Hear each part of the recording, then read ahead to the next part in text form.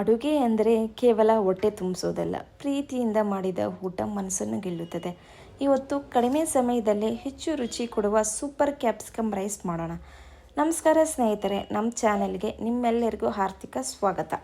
ಇವತ್ತು ತುಂಬ ದಿಢೀರಂತ 5 ಮಿನಿಟ್ಸಲ್ಲಿ ನಾವು ಟಿಫನ್ ಹೇಗೆ ಮಾಡೋದು ಅಂತ ನಾನು ತಿಳಿಸ್ಕೊಡ್ತೀನಿ, ಬನ್ನಿ. ಮೊದಲಿಗೆ ಒಂದು ಪ್ಯಾನ್ಗೆ ಎಣ್ಣೆ ಹಾಕ್ಕೊಳ್ಳಿ, 1-2 ಟೇಬಲ್ ಸ್ಪೂನಷ್ಟು.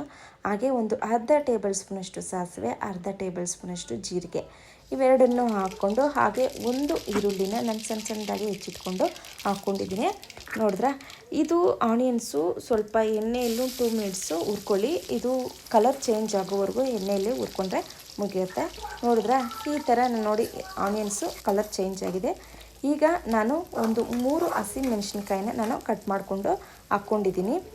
ಇದು ಅಷ್ಟೇ ನಾವು ಎಣ್ಣೆಯಲ್ಲಿ ಒಂದು 2 ಮಿನಿಟ್ಸು ನಾನು ಎಣ್ಣೆಯಲ್ಲಿ ಈ ಥರ ಫ್ಲೇವರ್ ಹೋಗೋವರೆಗೂ ನಾನು ಎಣ್ಣೆಯಲ್ಲಿ ಹುರ್ಕೋತಿದ್ದೀನಿ. ಹಾಗೆ ನಾನು ಒಂದು ಟೊಮೊಟೊನ ನಾನು ಸಣ್ಣದಾಗಿ ನಾನು ಕಟ್ ಮಾಡಿಕೊಂಡು ಹಾಕ್ಕೋತಿದ್ದೀನಿ.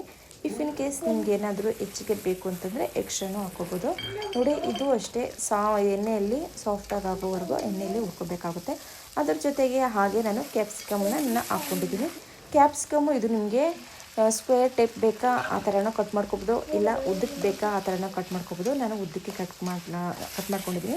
ನೋಡಿ, ಇದನ್ನು ಅಷ್ಟೇ ನಾವು ಹಾಕ್ಕೊಂಡು ಎಣ್ಣೆಯಲ್ಲಿ ಹುರ್ಕೊಂಡ್ರೆ ಮುಗಿಯುತ್ತೆ. ಇದ್ರ ಜೊತೆಗೆ ಹಾಗೆ ರುಚಿಗೆ ತಕ್ಕಷ್ಟು ಉಪ್ಪು ಹಾಕ್ಕೊಂಡು ನಾವು ಒಂದು 3 to 4 ಮಿನಿಟ್ಸ್ ಎಣ್ಣೆಯಲ್ಲಿ ಹುರ್ಕೊಂಡ್ರೆ ಕ್ಯಾಪ್ಸಿಕಮ್ ಅನ್ನೋದು ತುಂಬ ಸಾಫ್ಟಾಗಿ ಬರೋವರೆಗೂ ಎಣ್ಣೆಯಲ್ಲಿ ಹುರ್ಕೊಂಡ್ರೆ ಮುಗಿಯುತ್ತೆ. ನೋಡಿ, ಈ ಥರ ಕೈ ಆಡಿಸ್ತಾ ಹಾಗೆ ಲಿಟ್ಟು, ಇಲ್ಲಾಂತಂದರೆ ಈ ಥರ ಪ್ಲೇಟ್ ಮುಚ್ಚಿಬಿಟ್ಟು ಒಂದು 3 ಮಿನಿಟ್ಸು ಹುರ್ಕೊಂಡ್ರೆ ಮುಗಿಯುತ್ತೆ. ಹಾಗೆ ನಾನು ಒಣ ಕೊಬ್ಬರಿ ನಾನು ಮಿಕ್ಸಿಗೆ ಹಾಕ್ಕೊಂಡು ಈ ಥರ ನಾನು ಪುಡಿ ಮಾಡಿಕೊಂಡು ಹಾಕ್ಕೊಂಡಿದ್ದೀನಿ. ಇದು ಕಂಪ್ಲೀಟ್ಲಿ ಆಪ್ಷನಲ್ಲು, ನಿಮ್ಗೆ ಬೇಕು ಅಂದರೆ ಹಾಕ್ಕೋಬೋದು, ಇಲ್ಲಾಂತಂದರೆ ಬೇಡ. ಹಾಗೆ ನಾನು 1 ಟೇಬಲ್ ಸ್ಪೂನಷ್ಟು ನನ್ನ ಖಾರದ ಪುಡಿ, ಹಾಗೆ ನನ್ನ ಧನಿಯಾ ಪುಡಿ 1 ಟೇಬಲ್ ಸ್ಪೂನಷ್ಟು, ಹಾಗೆ ನಾವು ಮನೆಯಲ್ಲಿ ಉಪಯೋಗಿಸುವಂತಹ ನಾನು ಸಾಂಬಾರು ಪುಡಿ ಯೂಸ್ ಮಾಡಿದ್ದೀನಿ. ನಾನು ಇದು ಸಾಂಬಾರು ಪುಡಿ 2 ಟೇಬಲ್ ಸ್ಪೂನ್ ಯೂಸ್ ಮಾಡಿದ್ದೀನಿ. 1 ಇಂಚಷ್ಟು ನಾನು ಅರಿಶಿನ ಹಾಕ್ಕೊಂಡಿದ್ದೀನಿ. ಇಷ್ಟು ಮಸಾಲೆಗಳೆಲ್ಲ ಹಾಕ್ಕೊಂಡು ನಾವು ಹುರ್ಕೋಬೇಕಾಗುತ್ತೆ. ನೋಡಿ, ಈ ಥರ ಹುರ್ಕೊಂಡು ಹಾಗೆ ನಾನು ಅರ್ಧ ಗ್ಲಾಸಷ್ಟು ನಾನು ನೀರು ಹಾಕ್ಕೋತಿದ್ದೀನಿ. ತುಂಬ ಹಾಕ್ಕೊಳಕ್ಕೆ ಹೋಗ್ಬೇಡಿ, ತುಂಬ ನೀರು ಆಗೋಗುತ್ತೆ. ಕನ್ಸಿಸ್ಟೆನ್ಸಿ ನೋಡಿಕೊಂಡು ನೀವು ಈ ಥರ ನೀರು ಹಾಕ್ಕೋಬೇಕಾಗುತ್ತೆ. ನೋಡಿದ್ರಲ್ವ, ಈ ಥರ ಎಷ್ಟು ಚೆನ್ನಾಗಿ ಬಂದೈತೆ ಅಂತ. ಮುಗಿಸ್ಕೊಂಡು 1 ಮಿನಿಟ್ ನಿಂತವ್ರು ಹುರ್ಕೊಂಡ್ರೆ ಎಣ್ಣೆ ಎಲ್ಲ ಮೇಳಕ್ಕೆ ಬರಬೇಕು, ಅಷ್ಟು ನಾವು ಇದು ಹುರ್ಕೊಂಡ್ರೆ ಮುಗಿಯುತ್ತೆ, ಗೊಜ್ಜನ್ನೋದು ರೆಡಿ ಆಗುತ್ತೆ. ಫೈನಲ್ ಆಗಿ ನಾವು ಕೊತ್ತಂಬರಿ ಸೊಪ್ಪನ್ನ ನಾವು ಸಣ್ಣದಾಗಿ ಕಟ್ ಮಾಡಿಕೊಂಡ್ರೆ ಉದುರಿಸ್ಕೊಂಡ್ರೆ ಮುಗಿಯುತ್ತೆ.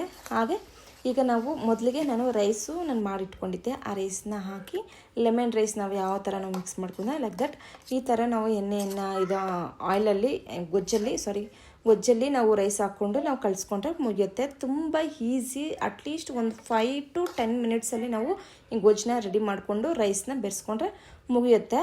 ನೋಡಿದ್ರಲ್ವ ಎಷ್ಟು ಚೆನ್ನಾಗಿ ಬಂದಿದೆ ಅಂದ್ಬಿಟ್ಟು.